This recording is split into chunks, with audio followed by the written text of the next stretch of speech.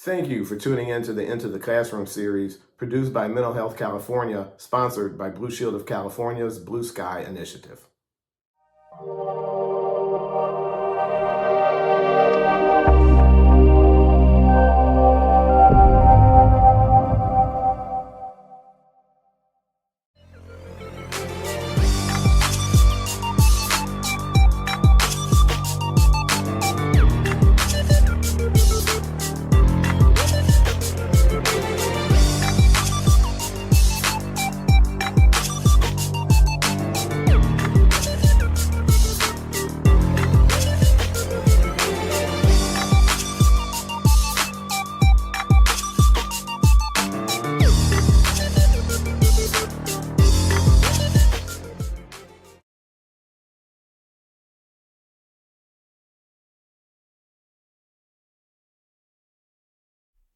Hi, I'm Michael P. Coleman, Content Director for a platform called Brother Be Well, and I want to welcome you to this Into the Classroom webinar. It's a production by Mental Health California.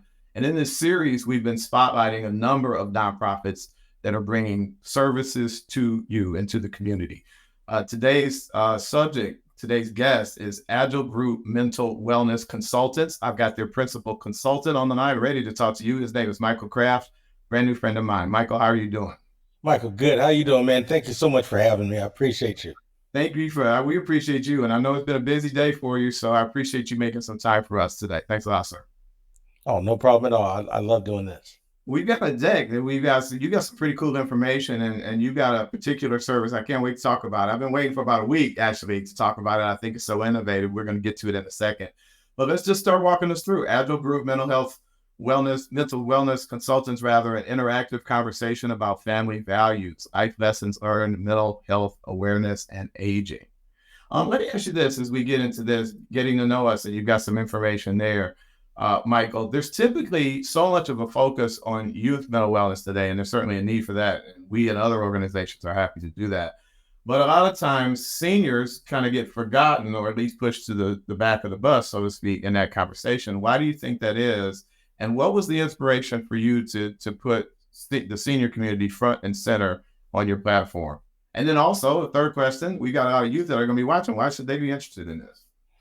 Well, actually, Michael, what happened was when I was doing this work, I did some work with youth, and it was very fulfilling. But I also knew that there was a segment of older adults, especially in the Black community, that were never touched.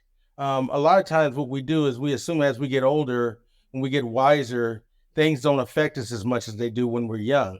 And that's not true at all. We as adults experience a lot of trauma. A lot of things happen in our past, and they never get resolved because of life. Life happens. So what I wanted to do was really, really focus on, let's talk about what happens when I'm 55, I'm 60-year-old, I've had a great life, and what's next? Or I'm 55, I'm 60 years old, and life has been trauma filled. What do I do next? Where do I go? So that's how I came up with this, and really my message to young people is that you're going to get there. You're young now, but eventually you're going to get older. And so, and then lastly, as we get older, as older adults, if we still have our parents around, we're often the caretakers for our older parents. And so, it's one of those things. I got to keep it together to be able to be there for them, to be able to, caretake for them. So, and personally, I have a mother who is 90 years old, and I'm blessed to have her still here, but she's having some challenges. And so, like I said, I've got to be able, along with my siblings, be able to keep it together to be able to take care of her. So that's how we got to where we are today. You've got me leaning in even further. I'm blessed to have my mom still here too. She's just a little younger than yours. So I like the way you said that. We're all going to get there. So we need to learn as much as we can about where we're going, I think. Absolutely. Let's take a look at that deck. You've talked about breaking down barriers to stigma, and as you develop the platform, we're going to talk in depth about stigma in just a second.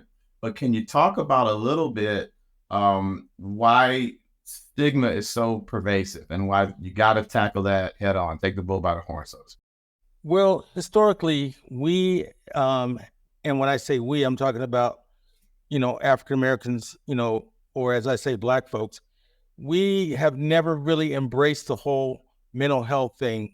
We always we talked about it. If something was going on, oftentimes we would just pray it away.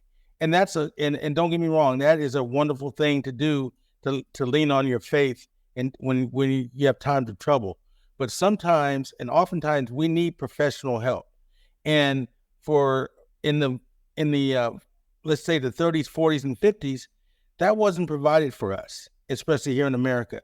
And so we were in the throes of the civil rights movement.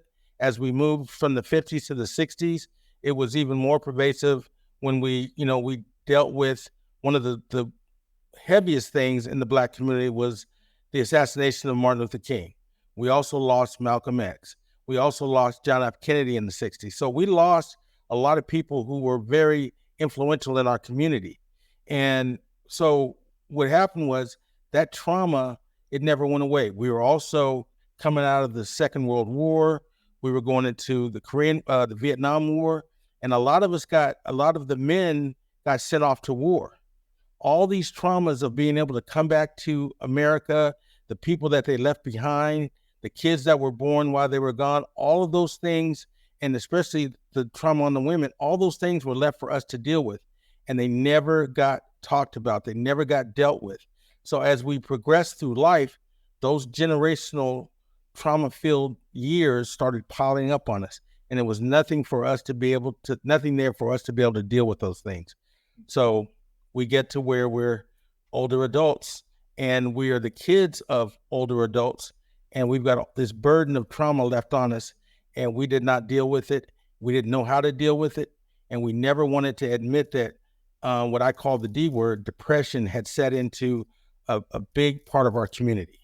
Yeah. And we're going to talk about, you touched on it already, generational trauma. When you got trauma that's unresolved, and then grandma and grandpa were traumatized, and then they had children, and they inadvertently, then those children are traumatized, and then you show up, you got generations behind you. And certainly in the African American community, there's trauma that goes back centuries. Yes. From going back to 1619, I would argue. Yes. We've been traumatized for quite a long time. That's right. We talk about 1492, and so yes, and then so what happens with us is, when we ask why do we do things, and the simple answer is, well, it's just the way it's always been. That's not a good answer. That's not a good answer for us. Just because it's just the way it is, that doesn't work. And I'm sorry, earlier I said 1490, I meant 1692. But yeah, that's not going to work anymore. Well, mama did it, grandma did it, great grandma did it. So that's all I know. That doesn't Yeah. work anymore. It doesn't work. And I don't know that that ever worked. If we're being really real, it never worked. We just Right. we're ready to call it what it is, like we are Right. today. So we're thankful Right. to organizations like yours that are willing to again address the issue and then put programs together to help solve the problem. Let's take a look at that deck again, because you get into technology. I can't wait to talk to you about that. You and I both talked about our moms. And I know my mother is that's the one that talks about the challenge in technology there. As I said, you and I both have mothers that are still here. My mother is grooving on her smartphone, but I get a call at least once or twice a week about how to do this, how to do that. And so I've got an example just in my own family. I know you deal with a lot of seniors with this issue. Can you talk about that a little bit? And then speak to also a study that I read fairly recently that suggested that at least with the adoption of smartphones, I think that's what it was. Seniors have adopted the technology. They aren't as necessarily as skilled in using the device as some Right. younger people, but they're willing to take it on. Can you talk about that as a possible challenge as you have rolled out these programs? Yeah, Mike, that's kind of a 50-50 thing. I mean, the smart technology, it's great, it's tremendous, but it's not fully embraced by everyone in the community. There are some who love it, and they take on, and use it as a tool. But there's a lot of people in the community who or they're scared of it. They don't know what to do, and they're also fearful of it because you hear a lot of stories of people, their identity being stolen, and being wary of being on the internet and all the people who prey on, especially older adults, on the internet. So a lot of people just don't want to have anything to do with it. But there are so many safeguards, and if you learn how to use it the correct way, it can be a tremendous tool, especially when in finding resources, scheduling appointments, and getting the latest that's out there for people to be able to use to get to deal with their financial aspect of the medical community.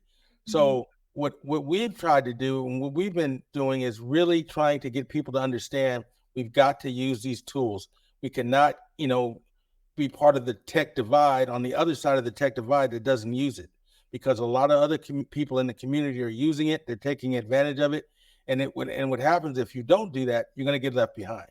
So it can be a lifesaver. In a lot of instances, it can be a lifesaver for people if they are willing to embrace it. And that kind of goes back to that whole stigma.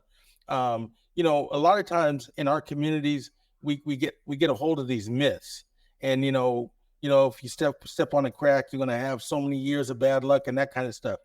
And so those are some of the things that we really, really have to dispel in our community. And so this tech divide is something that we really have to get over, because it's left a lot of us behind. And I will say, as you said earlier, some people are embracing it.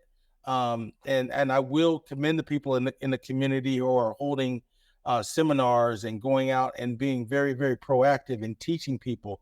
The best people to learn from are the young people. I've got a 9-year-old. She knows far more than what I do. She helped me get on this thing to talk to you today, because I've been used to one platform. But we've got to be able to, use different platforms and different ways of being able to get over this tech divide. And then that ties right into stigma as well, Michael. You with your daughter is probably a little easier, but for some of us, there's sometimes a little stigma attached to saying, admitting you don't know something. I don't have that gene. I'm the first one to say I don't know how to do this. Right, right. But there is you got to kind of learn. You got to develop that muscle. And I would imagine if you were younger and hadn't done it, by the time you become a senior, it's kind of hard for you to Yeah, admit. Talk to yeah. me. I don't know. Go on. The biggest little world in the world is the ego. Our egos Yeah. get in the way, and we don't want to let somebody know that we don't understand. And I'm like you, Mike. I'll wave the flag in a minute. I'm constantly telling, my daughter and my wife, "Hey, listen, I need help with this. I'm a dinosaur." But Yeah. it's important that even if you don't have if you're not savvy, that you're willing to go out and learn and get someone to help you. There's nothing wrong with that, because, like I said earlier, it could be a lifesaver. It could be a lifesaver. Absolutely, absolutely. Let's get back to the deck. We got a few more. I got a few more questions for you. If you got some more time for us, Oh, I was absolutely. intrigued by your platform. So let's take a look. Addressing the challenge, and you talk about missing pieces to the puzzle, and that you provide avenues for information for our community, so our community can begin to utilize the resources. What are some of those missing puzzle pieces? I read that and was intrigued. So I wanted to, if you could take a minute or two and walk us through some of those. Well, I think some of the missing pieces are of the puzzle are access. The biggest thing is our access, and it gets back into understanding and knowing that these things are out there for us. We've got a lot of things in the community that people have no idea about, and so we have to be able to provide that vehicle to get a person from point A to point B to point C, and ultimately into good mental awareness, mental wellness. So some of those things could be just knowing where to go. Some of those things could be having transportation to get there. And then another thing is just knowing, first of all, knowing what our diagnosis is, knowing what the problem is. You're not going to go to see a brain surgeon if you're dealing with knee problems, but you got to be able to know what's going on with me, and then where do I go? Who's going to be the best to help me to get what I need? And the first thing is the willingness, and we talked about that a little earlier. The willingness to go and say something is not right. I need some help. I may not know how to get there, but I need to talk to someone who's going to help me to get there. And so it's really, really, it's at your fingertips, as we talked about with technology. But somebody knows somebody who knows somebody who knows somebody to get you some help.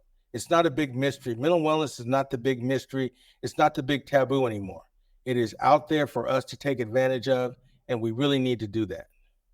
Aren't you glad, Michael? I don't like to leave people with questions like that. Are you glad? I know I am that we live to see a world where there's not stigma attached to mental health anymore. I know as a kid, you never admitted. You talked about the relative that was living in the back of the house, Uncle so and so's up in the basement, and you didn't. Especially, even more so, I would argue with men. It was really hard for a black boy or a black man to admit that he was struggling, that he was depressed, that he suffered from anxiety. And I'm glad society has moved on with the help of organizations and programs like yours.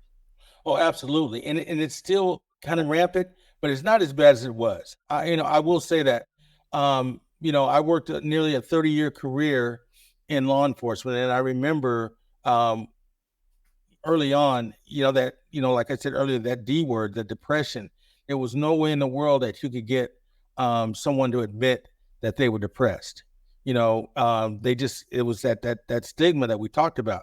There's no way in the world, you say, man, that's nothing wrong with me, nothing that. And then also, a lot of times we turn to drugs and alcohol to kind of solve that issue. We could just drink it away or take something or shoot something like that. And then all of a sudden, it's all gone away.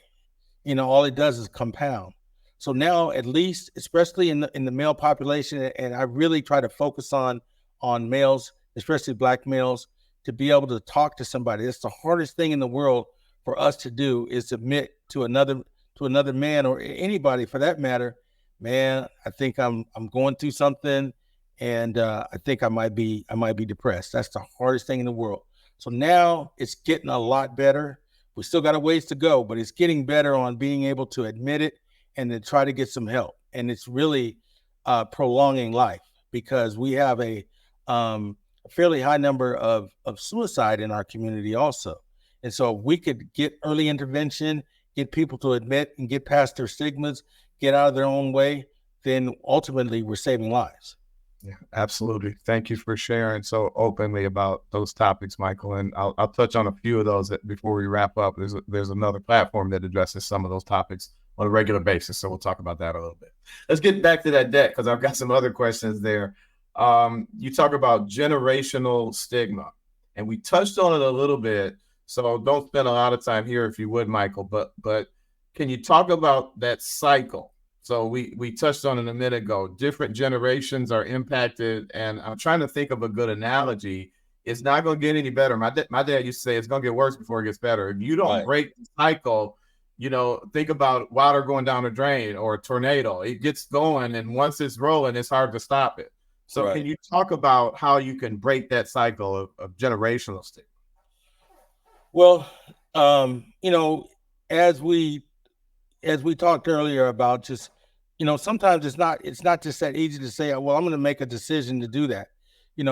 One thing that people need to do is surround themselves around people who really love and care for them. A lot of people are alone in this world. And as we drive up and down our streets, we see a lot of people who are the unhoused community. See a lot of people by themselves. And they have no one to talk to, nowhere to turn. So one of the things that we try to encourage is to build that village, build a village around you. It does not have to be someone with the same blood type as you. It doesn't have to be someone with your same last name, or that first cousin, second, third cousin. It can be just someone who you can trust, you can go to in times of need and say, hey, I need some help. Back in the earlier days, what they used to call the old days, you could go down to Miss Smith's house, which is 3 or 4 down, and get some sugar, because we need some sugar because we ran out. Go down there and get that sugar and bring it back. We need that type of village. I say this all the time. Your mental health people are on your block. It's Miss Ruth or Mr. Johnny who lives down the street, who knows everything that's going on in the community. They know everything. They know where, so to speak, where the bones are buried. They know what's going on, and they can be of some help to you. Sometimes it's just wisdom. Sometimes it's just old-fashioned wisdom that you need. especially, and this message is for young people. My dad used to tell me, son, if you ain't seen it, you can't know it. So go to somebody who came before you and ask the question, hey, this is happening, this is going on, and they can oftentimes tell you, well, let me tell you what happened back in the 70s. Let me tell you what happened in the 80s. And it'll be a great equation as to why things are like they are now. And it will solve a lot of mysteries that you have going on about your family and even about yourself. And that can be a great avenue to start to help people get, overcome what they're dealing with. That's great advice, Michael. And I love what you said about your mental health assistance is right on your block, right down the street, right next door to you. Sometimes it is. You don't have to Absolutely. have letters behind your name to be of assistance to somebody. Absolutely. I love it. I love it. Let's take a look at that deck. You got one, getting assistance. And here, the key there, you can read a little copy on getting assistance through Agile mental health group. The question that came to my mind there was why you mentioned you don't need a formal diagnosis to seek help. So we just talked about you don't have to have letters behind your name to seek help from a person. It fits right into that. I think a lot of people think that you do need a diagnosis, and maybe that's a stumbling block, I would think, to seeking mental health support. No one has ever diagnosed you yet, but if we were talking just before we went on, Michael. I know in my past, I just knew something was wrong. I didn't know what it was, but I knew something was off. You know yourself better than you know anybody else, mind and body. So if you sense something's going on, you could start to ask a few questions, and you don't have to wait for that diagnosis to seek help. Can you elaborate on that for just a minute or two? Absolutely. So, we talk about it, and we have two clinicians on our staff, and we talk about this all the time because a lot of people are afraid of that diagnosis. They're afraid of the big words. They don't want to, but they know something is going on, but they don't want to hear those words that I've got something. So, a lot of times you don't have to have that big formal diagnosis to know something's going on. Or, like I said earlier, you don't necessarily have to go to the clinician right off the bat to say, okay, well, this is going on with me. But there are avenues to get to that point. There's things that you can do that maybe help you that can change your outlook on things. Ultimately, I do recommend that we see a professional, somebody who's trained in being able to help people. But it may not be afforded to you. You may not have the access to them right off the bat, but you need help. So just the ability to be able to talk to somebody, get it off your chest, to bounce it off of somebody who maybe has been through what you're going through and has some, recognition. Now, I'm not telling you to go out and make a formal diagnosis because, one of your friends is going through it and tell them, well, you have some kind of a medical term. But I will say that we can be of help to people and, who are going through some things and don't turn a blind eye to what somebody's going through. That's really what we want to people to be able to do. Build our community of help. Be of help, be of assistance to somebody who's going through some tough times because you don't know, you might be a week or two or a day away from going through the same things yourself. So don't turn and a lot of times what often happens is that people are going through some things and we ignore those things, or somebody tells you something and you don't necessarily see what's going on with them, and it could end up being tragic. So I advise people to pay attention. What do they say? When somebody tells you who they are, believe them. Well, if somebody tells you they're going through something, don't ignore it. You know, offer up some help or recommend that they get some help to be able to get through what they're going through. We're running just a little short of time, and I can't wait to get to that great program that we've been both teasing a little bit. But before we get there, one more stigma related question. You mentioned on the next slide, I believe, eradicating stigma, that education is key. It reminded me of a statement that was made on a children's platform when I was a kid. Knowledge is power was the mantra of that program. Why is education so key, Michael? It's basic. It goes back to what you were saying. We need to know what's going on in our communities. We need to know what's going on with ourselves. We need to go on what's going on, some of the latest things that are happening. If we don't know, there's nothing we can do to help. And so, it's just that education going, getting on. There's a lot of podcasts and webinars and so many things out there now that weren't out there 10, 15, 20 years ago to the public. You had to go sit in a university setting or something like that to get the information that is out now is readily available. As we get back to, we talk about the tech, with technology, being able to log on to something and read about. And a lot of times, I'm not that big on self-diagnosis, but a lot of times when you can read something, it can answer a lot of the questions that you have about things that are going on with you. So I'm really, really encouraged by a lot of the education that's out there right now that people can use, and it would help them. Also, it might steer them to getting some more professional help, getting help that they need to be able to get past, or a relative or a friend or something like that. So yeah, I'm real big on just the knowledge base that you can get in dealing with your own mental wellness or somebody else's mental wellness.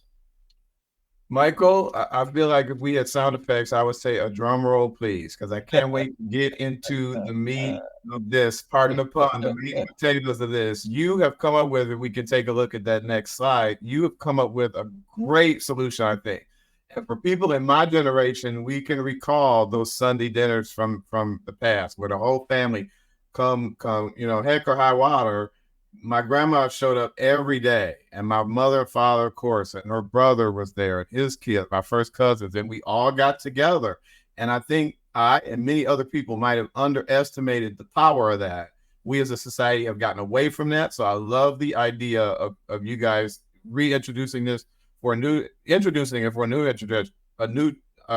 introducing it for a new generation, and then bringing it back for those of us that remember it. Can you talk about your Sunday dinners a little bit? Yeah, so we came up with this Sunday dinner. What I really wanted to do was bring a time when we came together as families, when and whoever was, the matriarch or the patriarch of the family would sit at the head of the table, and then everybody else assembled, and we talked about what was going on, in our lives, and then we kind of made a game plan for this week, and we knew, and it was around, you know, mom or grandma or even dad and grandpa, somebody was cooking in the house. It smelled like, something was going on in that kitchen. And so then we all, we broke bread. There was no, NFL or NBA and this and that. It was a time for everyone to come together and, and break bread. And then we talked about our lives. So what we did was we decided we're going to do the same thing. So what we've done is we brought one of the best caterers around in. We brought him in to do what we needed for, in actuality for the food.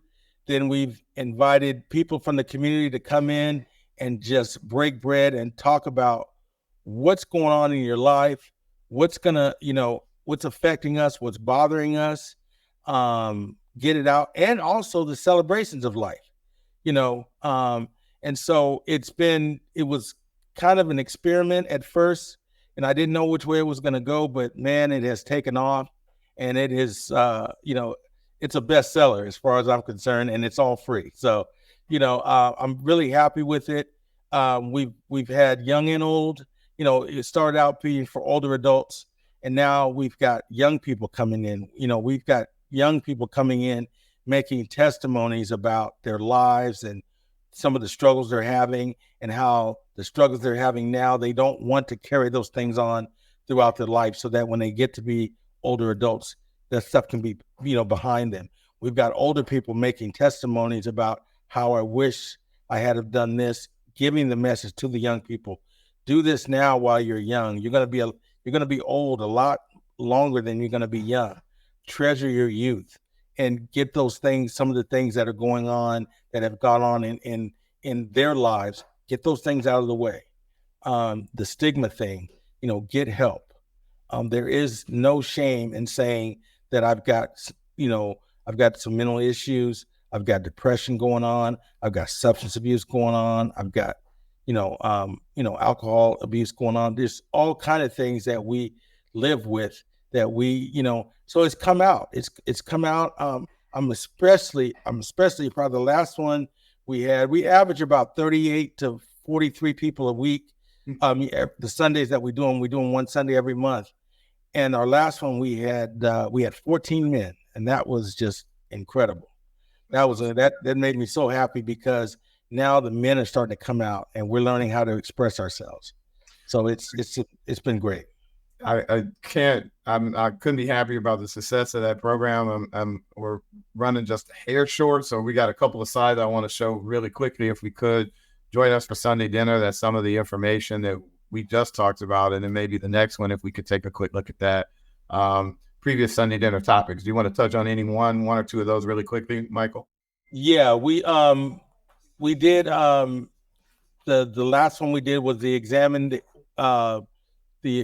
educate, and execute. And that was to take a look at ourselves, and then, learn about who we are, and then take a different approach, execute it, take a different approach.